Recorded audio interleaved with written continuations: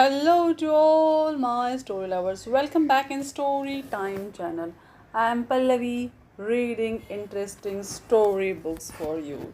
You know that I am reading Matilda. Up till now, we will reach the chapter number 8, The Trunchbull.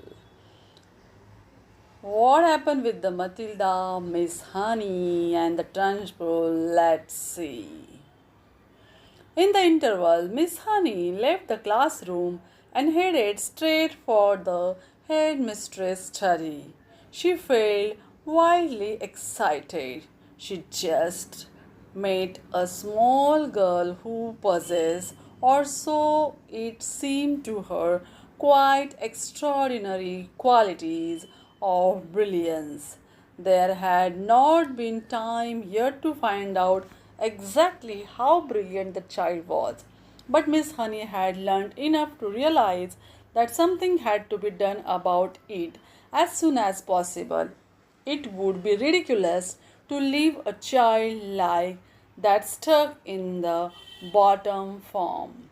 Normally, Miss Honey was terrified of the headmistress and kept well away from her, but at this moment she felt ready to take on anybody. She knocked on the door of the dreaded private study. Enter! Boomed the deep and the dangerous voice of Miss Trunchbull. Miss Honey went in.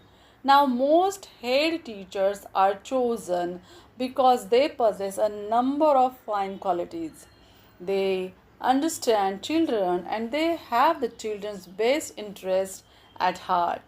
They are sympathetic, they are fair, they are deeply interested in education.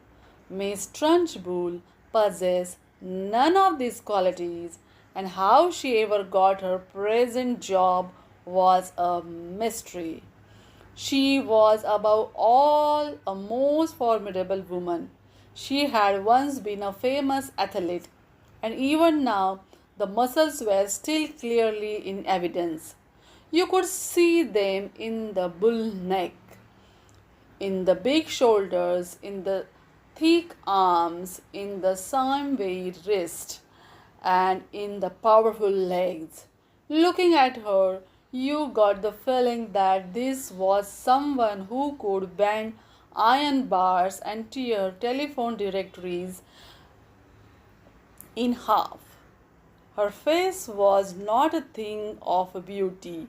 She had an obstinate chin, a cruel mouth, and small arrogant eyes.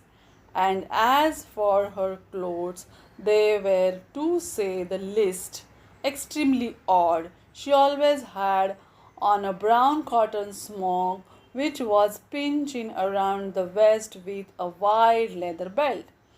The belt was fastened in front with an enormous silver buckle. The massive thighs which emerged from out of the smock were encased in a pair of extraordinary breeches, bottle green in color and made of coarse twill. These breeches reached to just below the knees, and from there on down she sported green stockings with turn up tops, which display her calf muscles to perfection. On her feet she wore flat heeled brown boots with leather flaps. She looked, in short, more like a rather eccentric and bloodthirsty follower of the staghounds than the headmistress of a nice school for children. When Miss Honey entered the study, Miss Trunchbull was standing beside her huge desk with a look of scowling impatience on her face. Yes, Miss Honey, she said. What is it you want? You are looking very flushed and frustrated this morning. What's the matter with you? Have those little stinkers been flicking speedballs at you?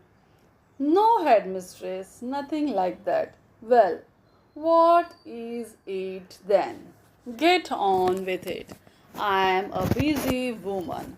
As she spoke, she reached out and poured herself a glass of water from a jug that was always on her desk. There is a little girl in my class called Matilda Wormwood. Miss Honey began. That's the daughter of the man who owns Wormwood Motors in the village. Miss Trunchbull barked. She hardly ever spoke in a normal voice. She either barked or shouted. An excellent person, Wormwood, she went on. I was in there only yesterday. He sold me a car almost new, only done 10,000 miles. Previous owner was an old lady who took it out once a year at the most. A terrific bargain. Yes, I like Wormwood, a real pillar of our society. He told me the daughter was a bad lot, though. He said to watch her. He said if anything bad ever happened in the school, it was certain to be his daughter who did it. I haven't met the little brat yet, but she will know about it when I do. Her father said she is a real rat. Oh no, headmistress, that can't be right, Miss Honey cried. Oh yes, Miss Honey, it damn well is right. In fact, now I come to think of it, I will bet it was she who put that stink bomb under my desk here first thing this morning. The place stank like a sewer. Of course, it was her. I shall have her for that. You see if I don't. What's she look like? Nasty little worm? I will be bound. I have discovered, Miss Honey, during my long career as a teacher, that a bad girl is a far more dangerous creature than a bad boy. What's more, they are much harder to squash. Squashing a bad girl is like trying to squash a blue bottle. You bang down on it, and the darn thing isn't there. Nasty, dirty things. Little girls are. Glad I never was one. Oh, but you must have been a child once, headmistress. Surely you were. Not for long, anyway. Miss Trunchbull barked, grinning. I become a woman very quickly. She is completely off her rocker. Miss Honey told herself she is balmy as a bedbug. Miss Honey stood resolutely before the headmistress. For once, she was not going to be browbeaten. I must tell you, headmistress, she said, that you are completely mistaken about Matilda putting a stink bomb under your desk. I am never mistaken, Miss Honey. But headmistress, the child only arrived in school this morning and came straight to the classroom. Don't argue with me, for heaven's sake, woman. This little brute Matilda, or whatever her name is, has stink bomb mastery. There's no doubt about it. Thank you for suggesting it. But I didn't suggest it, headmistress. Of course you did.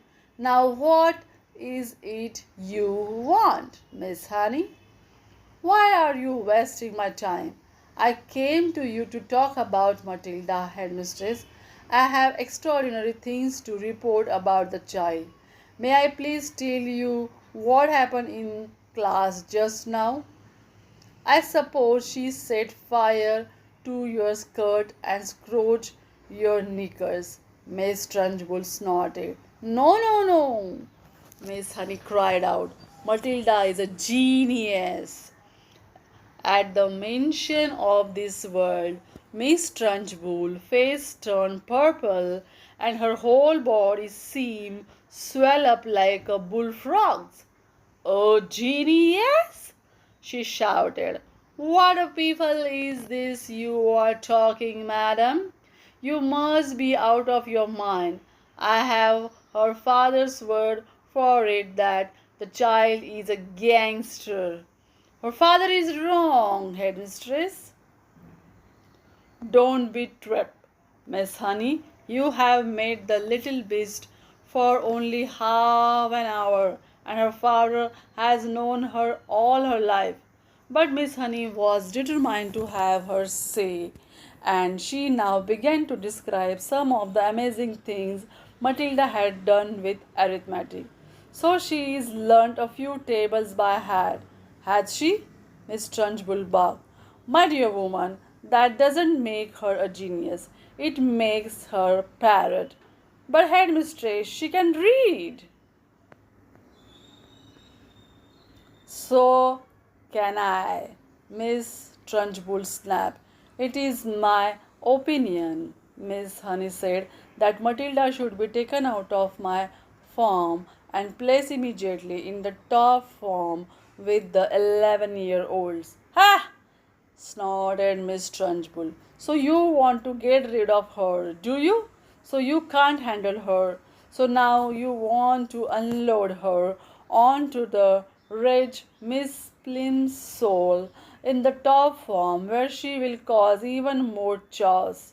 No, no, no, no, no, cried Miss Honey. That's not my reason at all.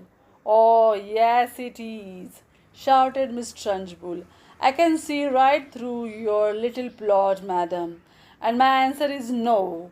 Matilda says where she is, and it is up to you to see that she behaves herself. But headmistress, please. Not another word, shouted Miss Trunchbull. And in any case, I have a rule in this school that all children remain in their own age groups regardless of ability. Great Scott, I am not having a little 5-year-old brigand sitting with the senior girls and boys in the top form. Who ever heard of such thing? Miss Honey stood there helpless before this great giant. There was a lot more she would like to have said, but she knew it was useless. She said softly, Very well then, it's up to you, headmistress. You are the darn right. It's up to me, Miss Trunchbull below. And don't forget, madam, that we are dealing here with a little vapor who put a stink bomb under my desk. She did not do that, headmistress. Of course she did it, Miss Trunchbull boomed. And I will tell you what. I wish to heavens I was still allowed to use the birch and belt as I did in the good olden days.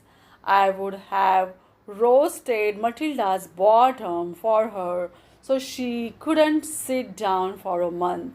Miss Honey turned and walked out of the study feeling depressed but by no means defeated. I'm going to do something about this child, she told herself. I don't know what it will be, but I shall find a way to help her in the end. Now, this is the end of the story. Do you like this chapter? Now, tell me in the comment box.